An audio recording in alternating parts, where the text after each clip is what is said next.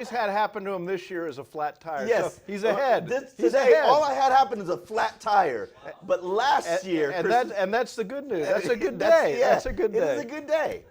I was in the hospital. My wife was puking up everything last Christmas, and I watched the man die while in the ER. I also found out something about Omar today. He hates Christmas music. Have you ever heard of anybody? How do you hate Christmas music?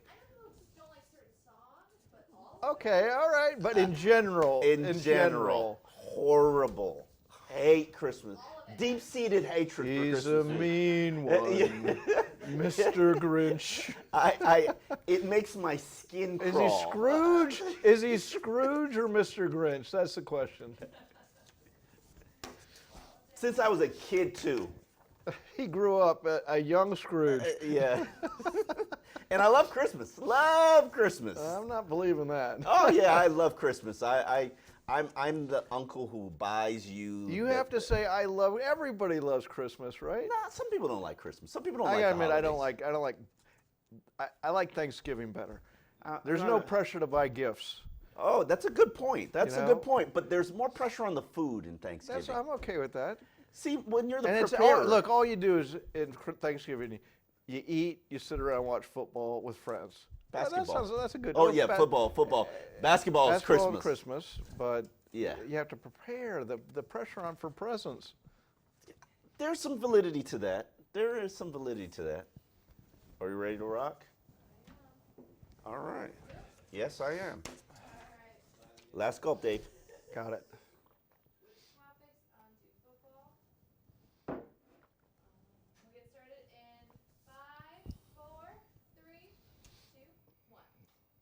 Welcome to the Christmas Eve edition of X's and Omar.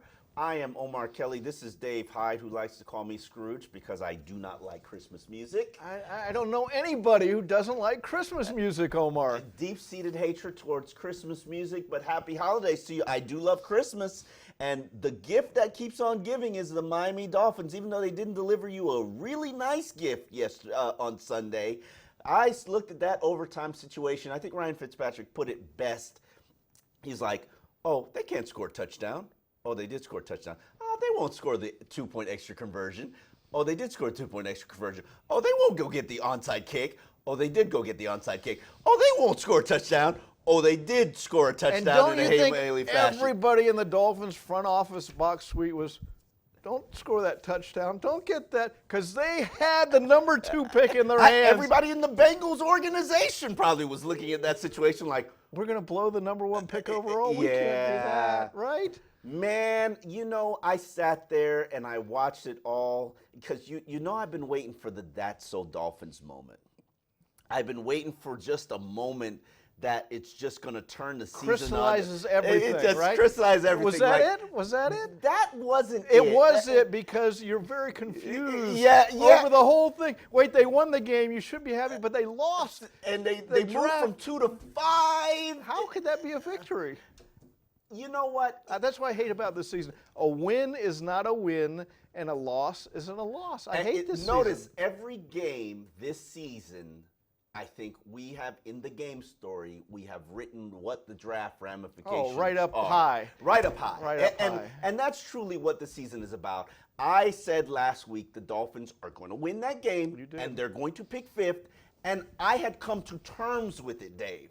You're at peace. You're at peace heading into the new year. It had taken me a while to come to terms. I came to terms with who Brian Flores is as a head coach. He is going to be consistent. If there's one thing I've learned about him, he is showing up for his Dolphins press conference. If it starts at 11:15, he is showing up at 11:11. If it starts at 11:25, he's walking into the door, showing up at 11:21.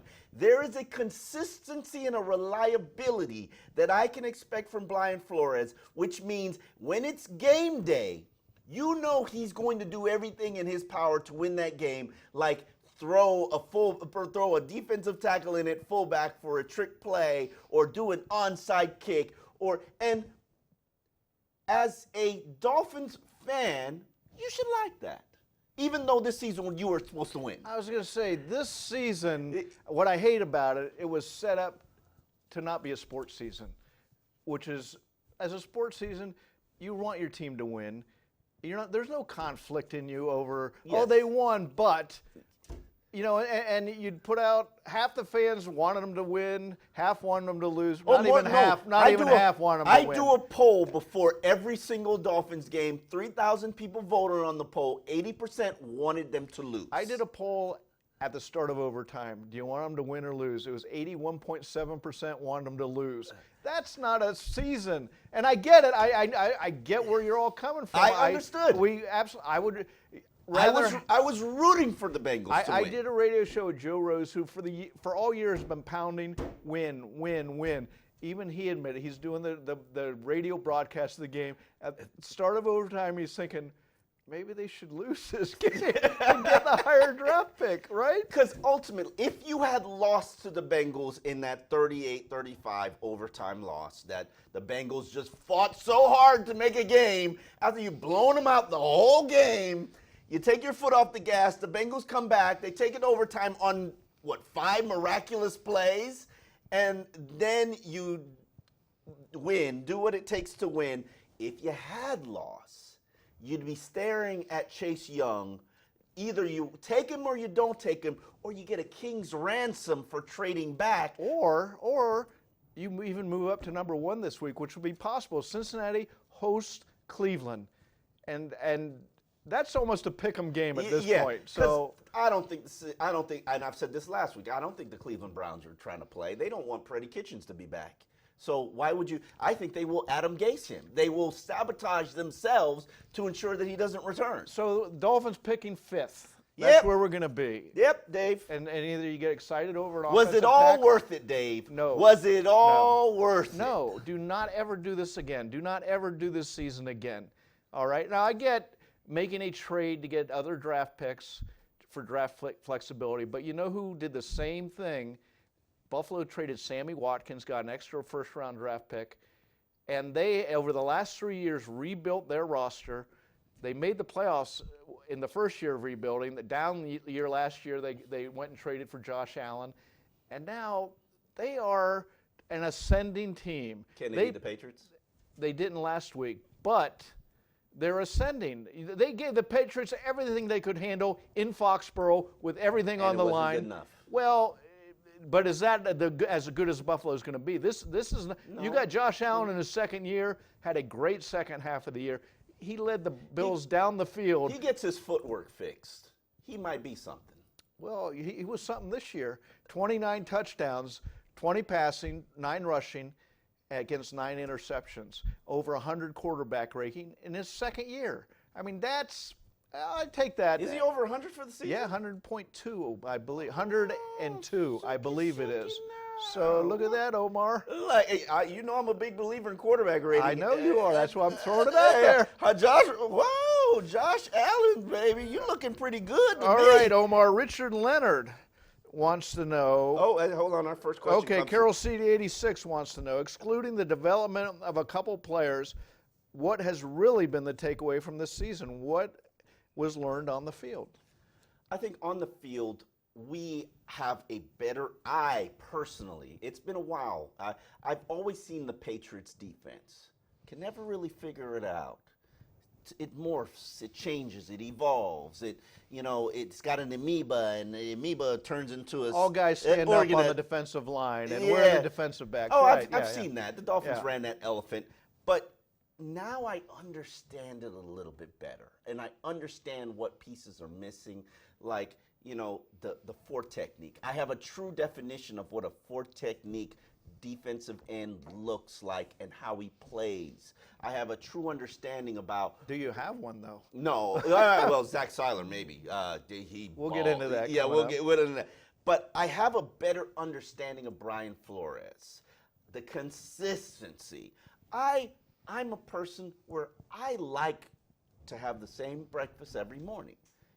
I know it's going to come. I order the same thing from specific restaurants. I know I like it. I go there for it. I'm fine with that. And Brian Flores is like me going to Red Lobster and ordering the shrimp linguine. I know it's going to be there. I know it's going to taste good. I know I'm going to enjoy myself. I'm going to have the cheesy bread, and it's going to be a good meal. So I like that. Adam Gase, depending on what side of the bed he woke up in the morning. What mood? He's still thinking of the last game, Wednesdays. So, look, you know, I think this whole year what you've learned, Ryan Fitzpatrick picked everybody up and made everybody look better on offense than they have in a while. And it showed, I hate to say it, because I agree with you about Brian Flores, consistency. He's an alpha personality. He's a leader, which is the first role of any head coach. Absolutely. Which Joe Philbin and Adam Gase weren't. So it's really obvious in Brian Flores. But what you also learned is how you're reminded, if you didn't already know, how important the quarterback is, how much he can make everybody look good on the whole franchise. And I agree with you. I've called it, I've said it all season, I've written it all season. Ryan Fitzpatrick was the kickstand. He held this team up like a kickstand holds a bike up. And I wouldn't have believed that in September because 15 years in the league. I told you in the OTAs. I watched him in the OTAs. But 15 years in the league, he's never had a season where he has been consistent like this from start to finish. He always implodes at some point. Here's what I've realized you're going to get with Ryan Fitzpatrick. You are going to get Fitzmagic, and you're also going to get Fitztragic. We didn't get the tragic No, you part. did. You got an interception last week. Oh, come on. Every quarterback throws an interception, There's going Omar. to be a moment where you're going to be like... That's one interception. He's had games where he's thrown he said 6 interceptions. That's Fitztragic. Yeah, I mean, you just have to... He threw more yards last week, 419, than any game of his career the Dolphins put out. That's unbelievable. Now, it's Cincinnati, but it's still unbelievable.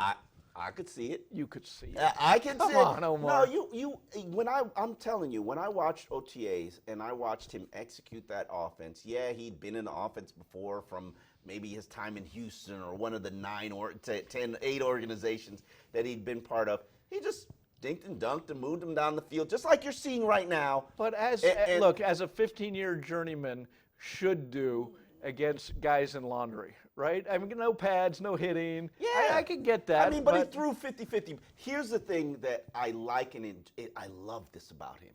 He gives playmakers a chance to make plays. He will throw you 50-50 balls to Devontae Parker.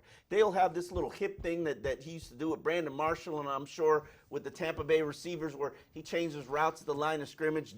Devontae's got this look, okay, I want to run this route. He gives him the hip call, and he'll play that two-man game. And I like quarterbacks like that. Ryan Tannehill never wanted to do that. And Adam Gase never wanted it done either. And he wanted precise routes and timing, and if you see the defense do this, you read that, and wasn't never Devontae Parker's game. So maybe they've hit on something. I want to see more. I want to see more against defenses set up to take away certain things, and we really haven't seen that this year. No, because nobody really believed the Dolphins. Our next question comes from Richard Leonard, who asks, are there any defensive ends worth keeping around on this roster? Ooh, that's a great question considering what they've done. In the last couple of weeks, you've seen Charles Harris inactive for a game, and then Taco Charlton as inactive for a game. 2. There's your 2 number 1 draft. Meanwhile, they've churned the roster and they picked up a guy. And we're like, who is this guy? Zach Seiler, picked up off the Ravens. After he was waived him. He was on the practice squad. They were trying then to stash activated. him on the practice squad, and the Dolphins claimed him off the waiver wire. He was playing in his second game with the Miami Dolphins. Yeah. I'd gone in the locker room for the past 2 weeks, and every time Zach Seiler is standing, he's in the locker room, and he's quizzing his teammates or a position coach about this play. If this happens, then we do what? Him and the defensive backs. That's what happens in the locker room. They sit there and they quiz guys about the scheme and the concept because they're figuring it out. Well, Zach Seiler obviously figured it out well enough because he started his first game with the Miami Dolphins, and he gave you 7 tackles, 1 sack, 2 pass deflections. That's better A than tackle for loss. That's better than any game, any defensive lineman this entire year has produced. That's about Charles Harris's 3-year stats, right? Oh, I mean, right? We're close. We're close. Haymaker.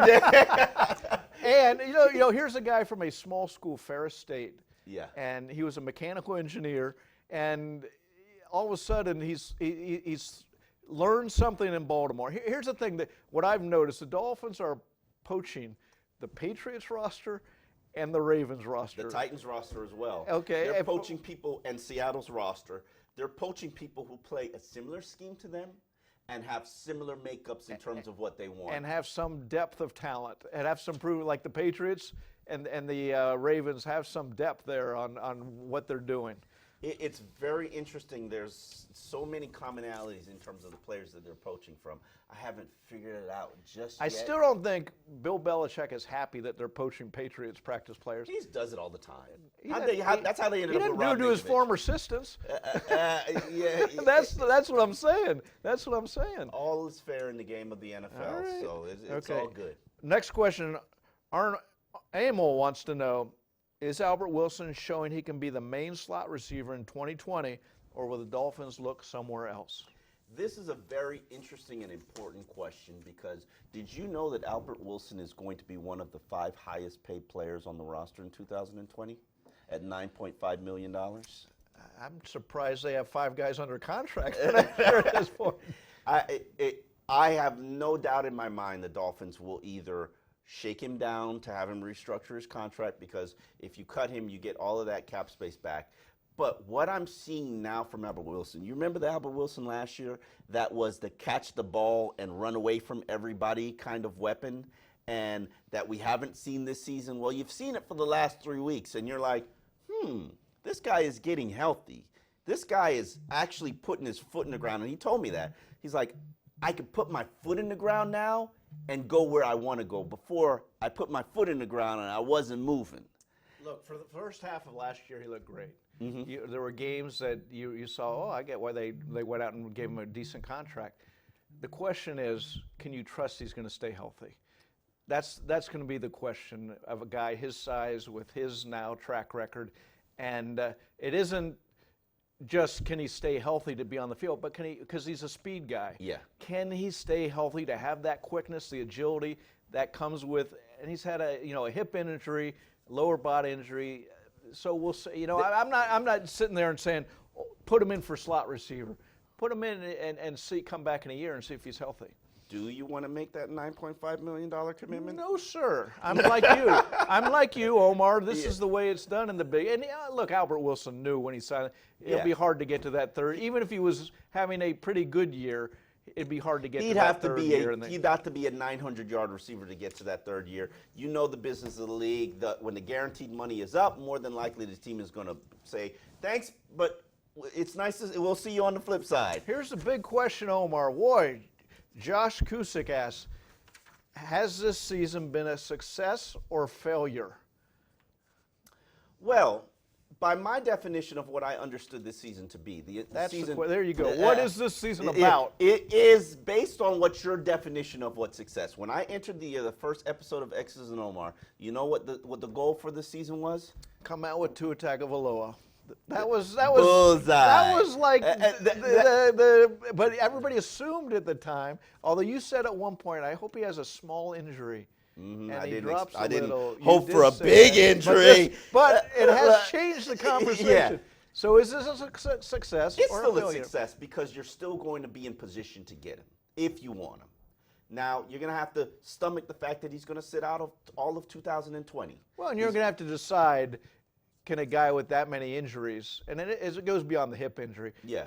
Durability is concerns. Is he a Yes. guy you can trust? He's going to play 14 games for the next 10 years. And people will make the argument, well, he's small, Russell Wilson's small, and Russell Wilson has never missed a game in his NFL career. Nor in college either. But Russell Wilson is small but durable. Yeah. He's not durable. Yeah. Which is why I'm still on the fence of whether I take him at 5, but I would, because you know my fundamental rule, Don't take a quarterback if you don't love him. And I only have love for him in this draft. No Jordan Love? No love for Jordan Love? No, you can't watch Jordan Love's film and say it's love. Now, I might go to the Senior Bowl and fall in love, but I was don't. going to say, we don't have to decide today. We don't have to decide today. And the medical recheck for Tua in April is going to be important. It's going to be the deciding factor.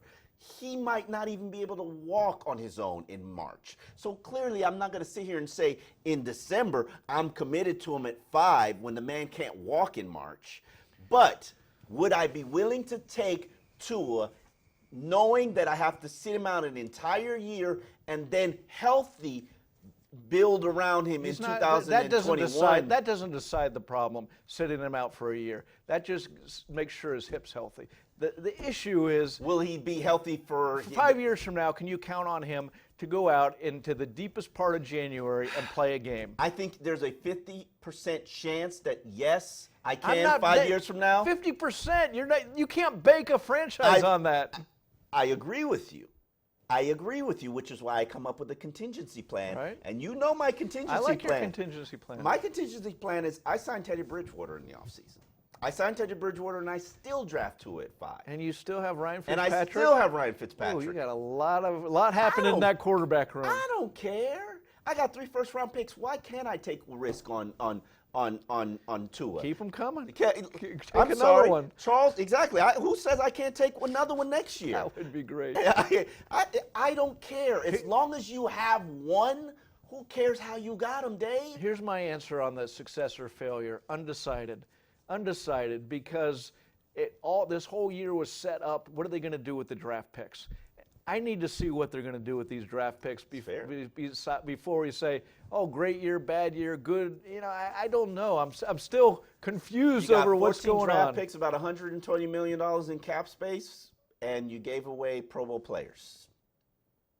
Can you fill those holes with Pro Bowl players? Yeah, that's can you the fill issue. those holes with real talent? All right, by winning last week, as we've said, the Dolphins fell from the 2nd pick to the 5th pick in the 2020 NFL Draft. The only chance Miami can fall any further is by beating the Patriots. Not going to happen. Not going to happen. As Bill Belichick said, he called the Dolphins after they beat the Buffalo Bills. He said, this is our playoff game. Yeah. Because they beat the Dolphins, they get a first-round bye. I've been up to this game a lot at the end, last game of the year, it feels like. And so, but was it worth it? Was the season worth it? Was it worth all the suffering and pain the Dolphin fans endured and the writers endured? Let's put us in that. If not, what will make it worth it, Omar? Having a plan at quarterback, hitting on half of your 14 draft picks, having an offseason where it seems like you've been working on this for 10 months, having a Miami Heat offseason, having an offseason where you take a team that's not a playoff contender and you all of a sudden instantly have a top 5 team in the NBA behind the backs of players that nobody's ever heard of or even thought about. Here's what I don't want to hear. I don't want to hear, oh, we can do this all again and go after the quarterbacks next year. If you learned anything this year, it's this does not work. This idea of tanking is a bad or setting idea. up a bad roster. Look, the Dolphins have the worst roster in the NFL right now, maybe the worst in the last 10 years of the NFL, and they still won 4 games. So don't come back, especially after having a lot of draft picks and a lot of money. They're going to spend some money to say, oh, well, they can do this all again and go after. Do over, Dave. Let's get the Clemson quarterback. Do over. Yeah, no, we're done. We're done going this route. Okay, Adam Schwartzman has a good one. Do you think the Dolphins would be okay drafting 2 at 5th or so and having him sit behind Ryan Fitzpatrick? I think they're certainly setting it up for that. I think all you've heard the last 2 weeks is Ryan Fitzpatrick, man, Ryan Fitzpatrick, boy, isn't he good? He gives us a chance. Boy, Ryan We've Fitzpatrick. heard that from the coaching staff. What does the GM and the front office say, though? What does the GM and front office say about that? He says he better get a damn plan. What do they say about that idea of sitting Tua and And it really comes down to the medical and what the doctors think, and whether or not you think that hip's going to pop back out again and he's going to miss another season. And nobody's going to know that. You're going to hear 4 months of Tua speculation. Tua is going to move the needle for the ESPNs and the major networks and for the Sun Sentinels, and talking to and speculating about Tua. And the reason for that, they want to set up an environment around Tua that makes it conducive for a team to draft him high. Yes. Meaning, if they draft him, the whole fan base can say, "What are you doing drafting this guy?" No. They want it set up yeah. so where the fans say, "Oh, that's a good gamble on We're Tua." going to have to wait a year, but it's going to be worth it. Right, and maybe it will be. But, maybe it will be. But you got to have the right team picking them to do that too. And I can tell you that team is the Los Angeles Chargers, and if the Dolphins think that they can safely and comfortably get Tua at 5 and not expect the Los Angeles Chargers to move ahead of them and select Tua, I think they would be making a mistake. I think you have to make a blanket judgment on Tua. Do you want him or you don't want him? And whether it's 5 or 10, you either want him or you don't want him. Exactly. I don't think the Dolphins can be in a position where they say, we're going to pass on him with our first pick and then try to get him later on in the draft. They did that. They did that a couple years ago with Josh Allen. They liked Josh Allen. If he fell to them at number 11, they were going to take him. Buffalo jumped him and took him 7th. I don't believe that. But you don't believe they liked him? There were 2 quarterbacks that they liked in that Baker draft. Mayfield and Josh Allen. I heard it wasn't Josh Allen, it was. let's. You always hear hindsight, and the story changes after years, and people see where the success and the failures are. I like to believe what I hear on that day, on that weekend, and it wasn't Josh Allen. I like to wait about a year, and then the truth. You talk to people. That's when you. That's when no. That's when they start to get revisionist history. Well, see, you're seeing little reporting skills different. Yeah, here. you start to get revisionist Here's history. The thing about the Dolphins. Change. People have been fired by that point, yeah. and now you have ability to come at them. And then people start blame shifting and justifying. I always like to hear right after the draft, and the 2 names right after the draft. It's shifted in the media circuit. Well, who did you hear? It was Darnold and Mayfield. No, Gase did not like Darnold. I heard he Gase came and no. No, and I heard Gase did not like Josh Allen. Okay. See, it's always about. It's always Remember a shift. they brought in 2 people to interview. They brought in 2 quarterbacks to interview that year. It was Josh and Mayfield. No, it was Josh Allen and Mayfield. And right. So those are the 2 they liked. No. I know you can say they're playing games. If you're going to take a quarterback, you're going to interview him. You're not going to sit there and not interview him. I'm telling you, they were interviewing him to see if he can handle this market, and they walked away from that situation saying no. There was that question. You're right. That was a big question. Which handled the market? What is this market? This isn't New York. We gobble people up, Dave. We That's what we do. That's what we do. All right, Omar. Steve Battani asked a faithful reader, is Jim Caldwell resuming his role with the team on a full-time basis this upcoming offseason? I would say yes. He had to walk away from his position as assistant head coach and quarterback coach for health reasons. From what I'm told by sources, those health reasons are in his past. He will likely resume his responsibilities next year unless he gets a head coaching position. His people have put it out in the field. He said, I'm healthy, I'm ready to go. I would say, let's calm down here, because we know this profession kills people from a stress standpoint and from a heart condition standpoint. Look at the Todd Bowleses and the Casey Rogerses of the world who they suffer in health. Think about it. Coach, these coaches. I tell you, the best thing for him that happened this year, he's sitting out watching TV. Look what Matt Patricia has done with his team in the last 3 years. He got fired after going 9-7 in Detroit. Matt Patricia's got that team down to 3-10-1 now. So, the best thing that's happened is maybe Jim Caldwell wasn't such a bad coach after all in Detroit. You say the same thing about Marvin Lewis. People and I've always said this, people have disrespected Marvin Lewis for far too long. He propped up a very bad franchise and made them 9-7 for 7 years. No, it was like 12 years. After like 12 years without a playoff win, though, maybe it's best for everybody to go elsewhere. Enjoy Zach Taylor there. Right, okay. All right, Andrew has our next one. It appears as if Jesse Davis will be starting on the line next year. Do you think any of the other players should? I do think that Daniel Kilgore, I would like to see him come back because here's the thing. While he hasn't played great at times, look at what he's playing next to. And his job is to hold it all together. Do I feel comfortable in a rookie coming into that situation and his job being, I got to hold it all together?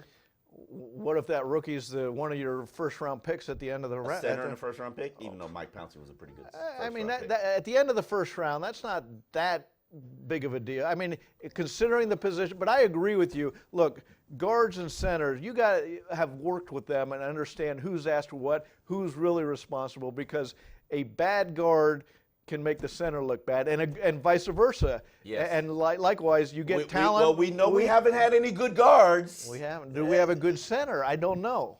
I don't know. For $3.5 million, even if you shake him down a little, which is the way of business in the NFL. I'm sorry. He's a captain. He's a leader. He's a reliable person. He's bought into the team in terms of what they're trying to sell. But is he good? That's the question. He's above average. To me, the only guy. I don't know about that. The only guy, Jesse Davis. Yes. Especially if you decide I want to move him back to guard. He's the keeper. Yes. Now after that, it depends on your options and what you can get. I feel far more comfortable with saying Daniel Kilgore come back and return, as opposed to saying Michael Dieter, my first-round pick, my third-round pick, come back and return. Now I talked to Pat Flaherty, the offensive line coach, last week, who said. He had a plan for Michael Dieter. He was fired 4 days into training camp in part because of Michael Dieter, right? How his role, because as soon as he was fired, they moved Dieter into the starting role. He said, look, I had a plan for Michael Dieter. By game one, he was going to be the starter, but he was going to have to earn that step along the way. And he said, don't fool yourself. He's going to be a good player. So we'll see. We'll see. For year one, give these rookies year two, right? You're right. I was off the Mike Gesicki train. I was never on it. And we're still not exactly sure. He's had a good year. As long as you don't expect him to be a legitimate tight end. Well, there you go. He's not a tight end. He's not a tight end. He's a slot receiver. He's a slot tight end. Yes. He's a slot tight end, and as long as you expect him to be a slot tight end, there's a role. There can be a role. There's a role for him. The question in the offense, which is, it's hard to know right now with Chad O'Shea, is he molding the offense over what he can use right now? Yes, he is. Or what he wants to use? No. That's the question. He is making the best of the ramen noodles and hot dogs he's been given, and he's making an edible meal. And I will say this, while I have been very critical of this coaching staff, and I have no shame in it, because I think that, yes, the talent is bad, but you know where I stand. Every team in the NFL is supposed to win 3 games, no matter what. Well, they won 4. Yes, they've won 4. The offense over the last month has drastically improved. 37 points against Philadelphia, 38 in overtime against the Bengals. I mean, they're scoring points in a way. It's not a 3-and-out punt fest like we used to see under Joe Philbin and Adam Gase. You don't see third-down struggles anymore. You're seeing drives be sustained. And with a very limited running game and a very limited offensive line. Let's put some respect on the running game. For the last 2 weeks, they have gotten over 90 rushing yards. That's respectable. We have to say it's respectable now, which we could not say for 12, 13 weeks of the season. I'm going to give some of that to the opponent, but I agree. I'm not going to disagree with you that at least they're getting something out of it. Right? And I've always said, I said, when people want me to crown Flores and his staff, I said, fix something. I don't care what it is you fix something. And we are seeing in the final month of the season, despite 73 players playing and a guy being claimed off somebody's practice squad on Wednesday and starting on Sunday, which is ridiculous. There's been 9 now. Things are getting fixed. And to that, I will applaud them. All right, so we're going on to the Patriots now, Omar. Yeah, it's like, but what's that Pavlov dog thing where They ring the bell, and what do? You start cringing. you're going up to Foxborough? If the game was in Miami, I would say, hey, 50-50 chance Dolphins are going to win, just because that's generally what happens when the game's down here, especially in December. But when it goes up to Foxborough, the Dolphins have not won in Foxborough since when, Dave? The Wildcat game. Wildcat! That's it, 2008. You've got to, it's such a hostile environment. Every call is going to go against you. Come on, Omar. Oh, it's true, a Dave. good team. It's Let's a good start team. there. It's a good team. See, here's the thing. What's your record? 12-3. 12 and That's a three. pretty good team. People are talking about the slippage, Dave. We do this every year. Yeah, we do this every year. And At some point, they're going to be right. And you know what? There is slippage. The offense isn't the It's not machine it clicking. was. Right. There's nobody you fear. But there's still Tom Brady there, and as we agree, until you carry Tom Brady off on a stretcher, until you cut off his head and hold it up figuratively, and hold it up, and we see the blood dripping figuratively, of course. I will fear Tom Brady till he is in the grave. We got the Stockholm syndrome. They've taken me hostage, and I admire them. They can leave the door open, and even though we're hostages, we're not leaving. We're being fed 3 meals a day, and we're going to stay in our open cage. All right, who's your daddy wants to know. For people who have watched him twice a year in person and followed this division for years, are you buying or selling that Tom Brady is no longer Tom Brady? I think he's a 40-year-old Tom Brady. 42. 42-year. I think he does not like to be hit. And when you hit him early, and you could watch the games where he's been hit early. But you and could pressure say in this his about face. Tom Brady 10 years ago. You could. You could have. You and, could. And that was the question. The Dolphins got guys to rush him up the middle with a great theory that that's the way to get pressure to him. No, it's not like the Dolphins came up with that know. theory. The Giants Jason created Taylor that. Yeah. was one of the nemesis of Tom Brady because he got pressure on him. So that's not new. The question to me is, at 42, he's still being asked what he did at 32. And they have such limited help around him. Am I willing to say they're going to make it to the Super Bowl this year? No. But I will and am willing to say they will make it to the AFC Championship. I think if they run into Baltimore, they got some problems. However, I will say this. I am so terrified of Bill Belichick, and I watched that whole game from start to finish. I know without a doubt Bill Belichick was holding back against Baltimore in that game. There's no way that was Bill Belichick's game plan for the Ravens. He is saving that game plan for when he's got to play them and it matters. And he will unleash the Kraken on Baltimore and show everybody how to beat the Baltimore Ravens. That reminds me back in the Shaq Wade Heat era. They played, their nemesis was Detroit, and they played him in the regular season, late in the regular season, and they lost. And I talked to his assistant, and he was kind of smiling. And I was like, it's kind of odd to be smiling after a loss. And he said, they showed us what they're going to do.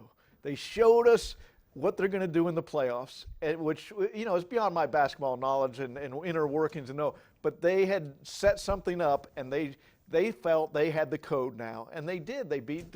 So I'm with you that teams withhold stuff in the regular season when they know there's a chance they're going to meet them. Watched that game.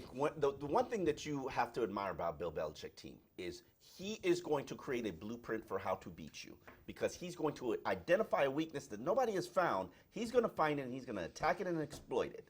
And he's going to hit you with it so bad, you're just going to you're going to ball up curl up and ball up and I'll guarantee you what he's going to do, because he did it a couple years ago. Stephon Gilmore will be on Devontae Parker, and he'll take him out of the game. Oh, you're talking about Dolphins. I'm talking about the Ravens. No, I'm talking the Patriots. Oh, yeah, what the Patriots are going to do. Oh, yeah, of course. I mean, they're going to probably attack some defensive lineman that can't hold his point. They probably go after Taco Charlton and just run at him the whole game. Oh, no offense, Taco. But that's just the Patriots way. Remember Philip Wheeler?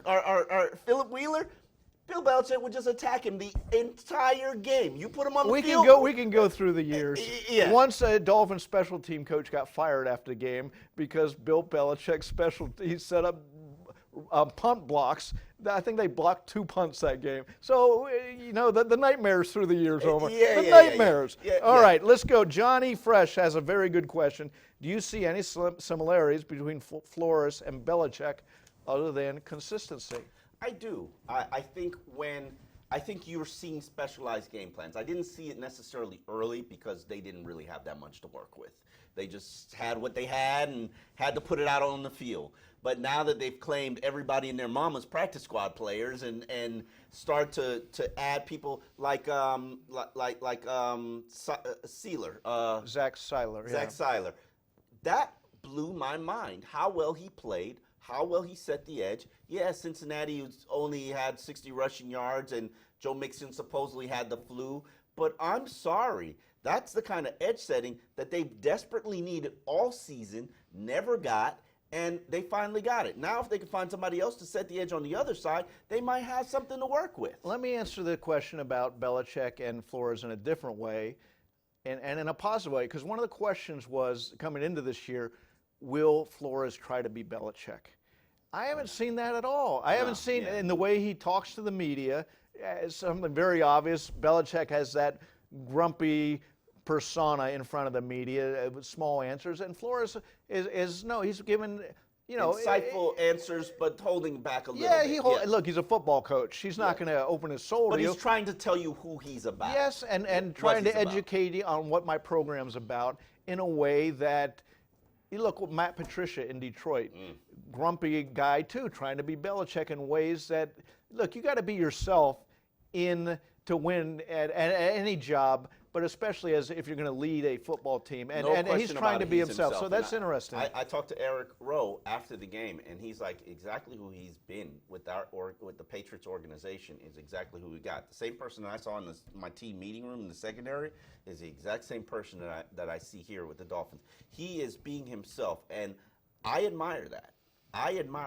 Now, I would love to see better coaching from the defensive standpoint. I'd love to see better execution from a team standpoint. Maybe we'll see that if we get some better players there too, right? Let's start with better players. Dailin Lockett asks, how will a win in Foxborough affect your outlook on the season? First of all, I'll get some water to throw on you if they win in Foxborough, right? To wake you up. You'll need smelling salts. Okay. You will need smelling.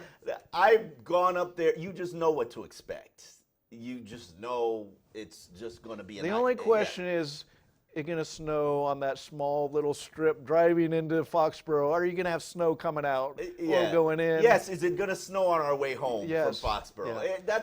That's really the only question we go into that game with. You know the outcome. So we're not expecting the 2008 Wildcat season. Ronnie Brown. Remember when you unleashed the Wildcat? That was the single most unbelievable game that coaching won a game with hands down, and Belichick had no answers. You watched that game, and even I wish NFL Network would replay that game, because you're watching that game and on the sidelines, all you see is Bill Belichick looking at plays, looking at sheets. What are they doing? He's like, what are they doing? Like, how do we solve this? What is going on here? Like, he was the second half of the game. And I always say this because I take that from that game. If Bill Belichick is just standing on the sidelines with his hands folded, just watching the game and talking in his headsets and maybe looking at a play sheet, like, you're losing. You have to have Bill Belichick looking at that iPad or what a Microsoft tablet and drawing up things and going over to the defensive guys and trying to instruct them. If Bill Belichick is just standing there like this, you're done. You're toast. And hats off to the late Tony Sperano for that beautiful day. Okay, Max Correa has a final question. Rank your top 5 off-season priorities. It's the off-season. We're not winning in Foxborough. He's got a great point. Well, and if they do win in Foxborough, I will crown Brian Flores. We'll start a plan for parading Davey for those 5 wins. Hats off to you if you win in Foxborough. It ain't happening. But I will say this. Off-season priorities. Got to start with the offensive line. got to. Even I mean, you're skipping over the quarterback too. I'm putting a pause on the quarterback Okay, because all right. Ryan Fitzpatrick, I can make it through the season with Ryan Fitzpatrick. I cannot make it through the season with this offensive line as presently assembled. So 1, 2, 3, 4. Give me 3. Those are the four Give me priorities. 3. Give me a free agent and 2 early draftees. And I would agree with you. In fact, I'll throw all top 5 linemen. Offense and defense. Oh, yeah. You need linemen. That's my next on. Outside of quarterback, and we all know they need a quarterback, you need defensive linemen. You need 4 technique edge setters, and you need some pass rushers because nobody on this team can rush the quarterback. As much as everybody understands the quarterback's the issue, as much as they need a running back, yes, the shiny objects should take a back seat to the big uglies up front this last offseason. Chris Greer said, "I'm going to build the trenches." They didn't get built. They didn't get built. That was a failure. But now he's got the draft capital. He's got the resources. To do so. He's got the draft capital. He's got the cash. Also, a very important thing: running back. There is no running back on this team. And I would be fine and comfortable with them investing in a big-ticket free agent, whether it be Derrick Henry from the Titans, if they don't franchise tag him, or Melvin Gordon, if they don't franchise tag him. Get me a big, proven product, or get me 2 early draftees. There's the Wisconsin guy, Jonathan. Was it Jonathan Taylor? I've watched him a lot, and there's some of the draft nicks are saying, and I've watched him. We'll see. I mean, are you going to put a Russell Wilson? I'm not putting that tag out there. It's too early to say that. As a running back, if you said he was a can't miss, Dave, I'd put him. I'd mock him there in the first round for the Dolphins. I want the lines built this offseason. So we're not putting a Taylor. No, we're not. I'm not. I mean, I like Dave the GM. When you go Wisconsin, we have 4 months. 4 months to play GM. I'm just saying, if you put it on there, I'd say, that's a must take for us. He's going to be a hit for somebody. I don't know. For all the Dolphins' needs. Put Dave's name on him. For all the Dolphins' needs, I'm not sure I can say take a running back that early. I would feel more comfortable if they went and committed money to the position and give me somebody I know is a proven product. I just would feel more comfortable that way. Because look, the Bills got Devin Singletary in the 5th round. You can find running backs if you know what you're looking for. Right? I'd have to have trust for that, Dave. Omar's got trust and commitment issues. Issues. You guys know I got trust issues. All right, let's go with predictions for Sunday's trip to Foxborough. I don't think this is really up for much debate here, and the only question is where you're putting the final score. I'll say 28-13 Patriots. I'm going to go 28-21 Patriots, and I think it's going to be closer, and here's the reason I think it's going to be closer. Because generally in December, the Patriots play the Dolphins, and they work on whatever they think they need for the playoffs. If they feel like they need a running game, they're going to come into that game and they're going to run the ball 35 times against the Dolphins. Win or loss, they need to work on their running game. If they need to work on their passing game or their 2 tight end package, whatever they think they need to get past Baltimore or Kansas City is exactly what you're going to see against the Dolphins. And I remember one year they worked on the drop kick then because Doug Flutie did a drop kick over when Nick Saban was there, and Belichick came in the Dolphins locker room after everybody left, walked back to the coach's office, and talked to Saban for a while. Never seen that before in an NFL locker room, the opposing coach coming in and talk. So they clearly have a special hopefully they don't need to work on the drop kick again.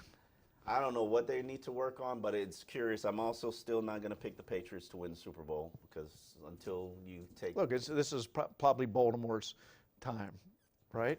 Baltimore got to prove it. Baltimore got to prove it, and you got to get past New England. That's just the reality of it. And that's a wrap on the year, right? Another season in the... No, we'll be back here. We'll be back here next year? We'll be back here next week. Next week? Next year? Yes. Next year? Yeah, actually next year. We will be back next Tuesday. Tuesday at noon. Tuesday at noon, because it's New Year's. We don't traumatize you on New Year's. Tuesday at noon, same time. X's and Omar Kelly, Dave Hyde will be here to wrap up the 2019 Dolphins season. Happy holidays. Happy holidays, everybody.